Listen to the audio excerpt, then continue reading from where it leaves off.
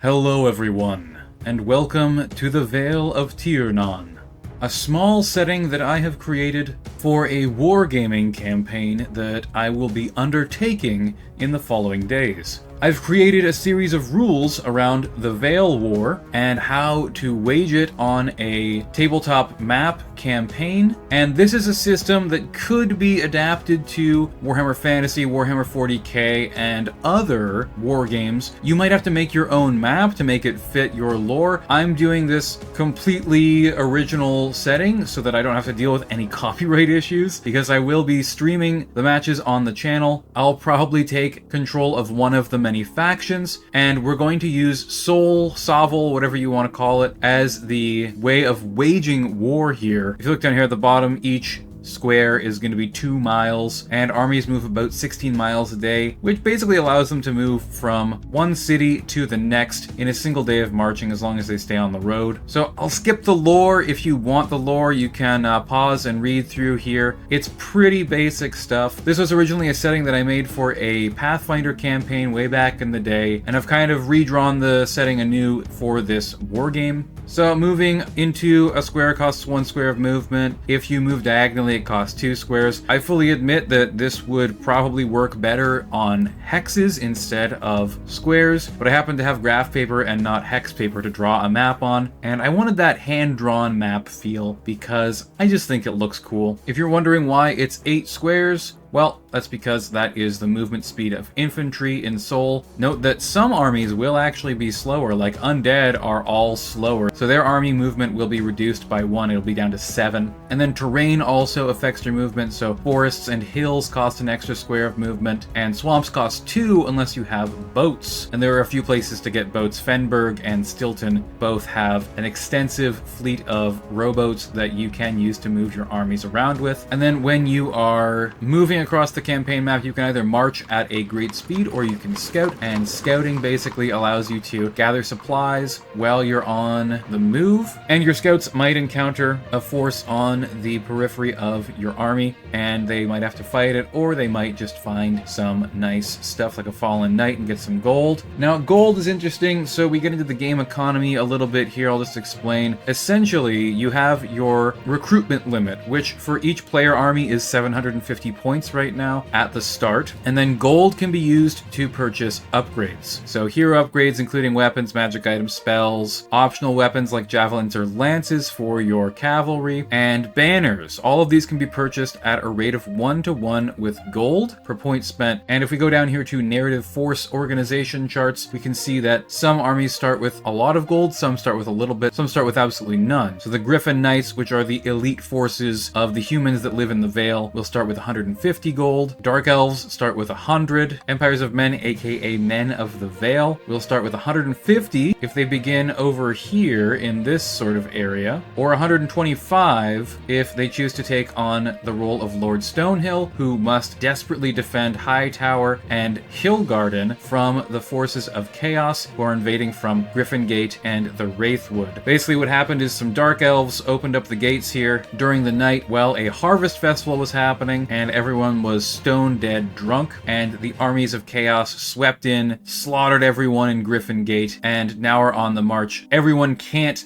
fit in Griffin Gate because it is a walled city, and there are hordes and hordes of these beastmen and chaos worshippers. So many of the beastmen have taken up residence in the Wraithwood, which is also home to the undead in the ruins of Nirnath. Some ancient elven spirits here will animate skeletons and skeletal horses and things like that they might use to march forth, because only certain armies such as Goatmen and Greenskin tribes are guaranteed to be in here. I have some of them that are sort of neutral factions, like the Reptilian Kingdoms. The Lizard Men live down here in the Bleak Marsh and will mostly keep to themselves, but depending on what campaign events I roll randomly, which I'm not going to reveal the campaign events, you'll have to watch the campaign summaries in order to see what happens there. But there is a dragon that lives here here that the lizard men follow as sort of their leader, and he might send them out on some raids to perhaps Southbridge or something like that if one or the other side does not bribe him.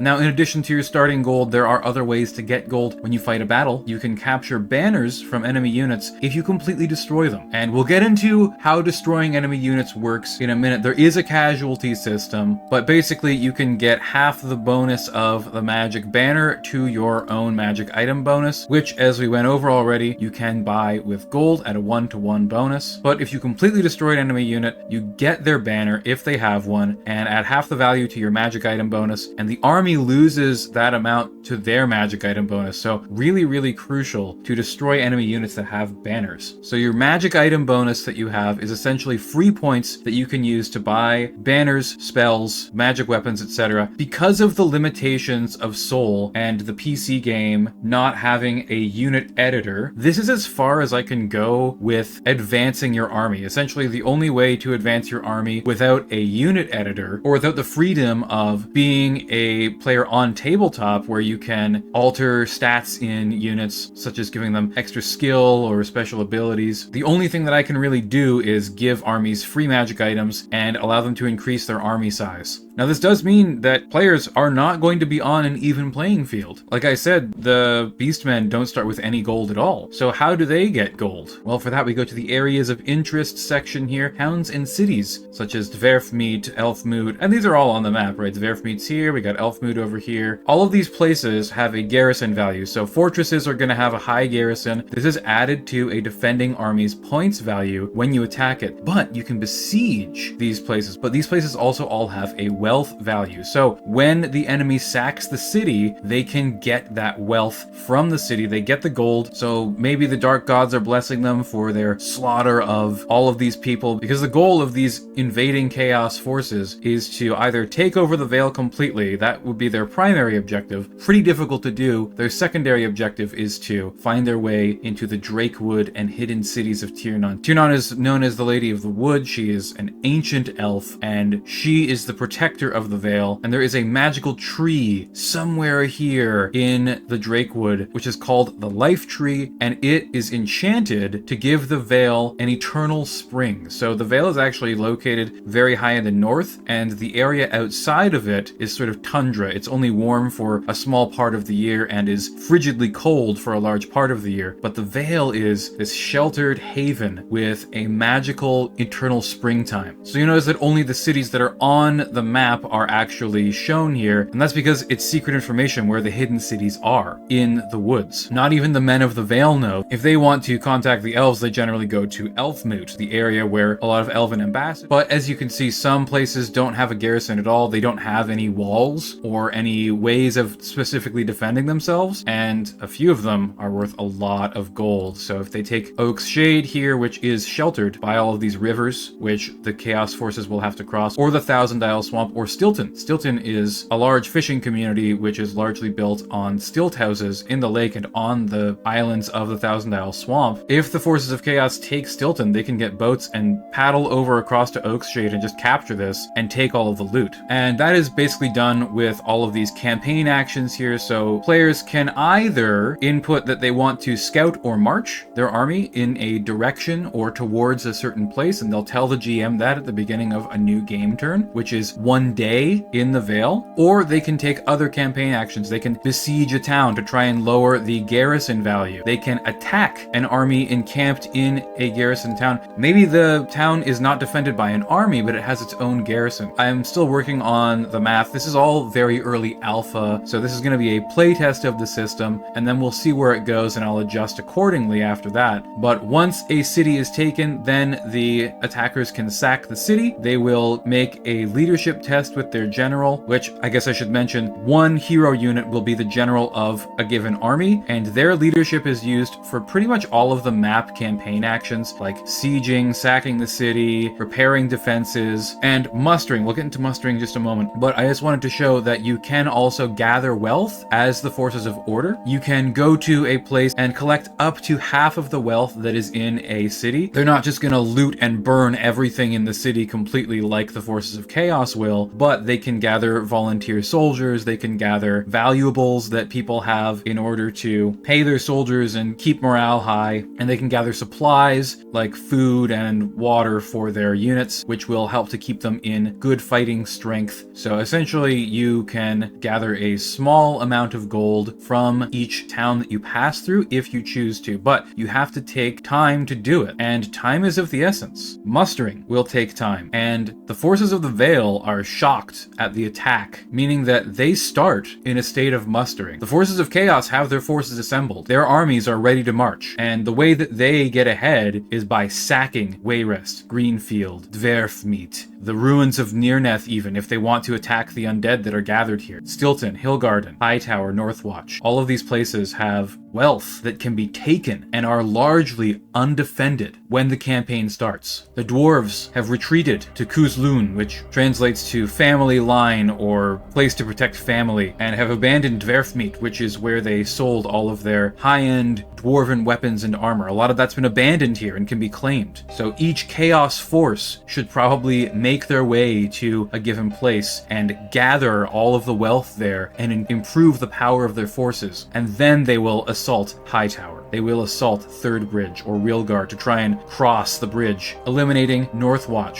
which I plan to have as a campaign event. If any Order forces can fight their way through the chaos, they'll be able to get a small garrison and rescue them from Northwatch. They're stranded here. They have to hold the tower, but their forces aren't going to do any good if they just march out, so they're stuck here. And there are also forces in Hightower. If someone chooses to, they can start as a player in Hightower, but otherwise there will be an NPC force here that can be rescued by the forces that start down here. But all of these human and elf armies have to gather their forces. They need to raise their banners. So they double the speed of mustering their forces for the very first time, but they do need some time to organize an army before they take the fight to the enemy. So that's how things are kind of going to be balanced. Initially, I think the forces of Chaos are probably going to have an advantage because they're going to be able to sack Wayrest, Greenfield, Dverfmeet, all these places pretty quickly before the forces of Order can gather themselves. But then they have to attack into garrisoned places with strong defenses. But how do they fight those battles? So basically, if two armies meet, they will fight a battle. Depending on what the fight is, if it's in the open field, it will just be a straight up combat where they have to kill each other. But if they are fighting over a place, it will be a fight with objectives in the middle of the board. So again, this is limited by the tools that I have access to because we're using Soul, because we are using a computer program and we aren't fighting on the tabletop. We can't use any fancy siege rules or anything like that. If you want me to adapt this to Warhammer, to 40k, War Machine and Hordes, I don't know, whatever system, make sure you leave a comment below and remember to like the video. Anyways, we've got our fights. So we fight a battle. Basically, you do a custom game where you have each army fight one another. Bonuses from garrison or other campaign events will come into this. And then there are a couple of ways that people are able to retreat their forces. Like you can flee in good order. If your units are not fleeing, they can touch the board edge and flee from the battle. Pretty useful if you only have like one or two models left in a unit of infantry because of the post-battle sequence. So obviously determine loot. If a unit is completely destroyed, their banner is stolen. So you get some extra magic item bonus to your own army. And more importantly, steal a bunch from the enemy. Then we determine injuries. So when your forces fight, you're gonna take some losses. Now this is done with a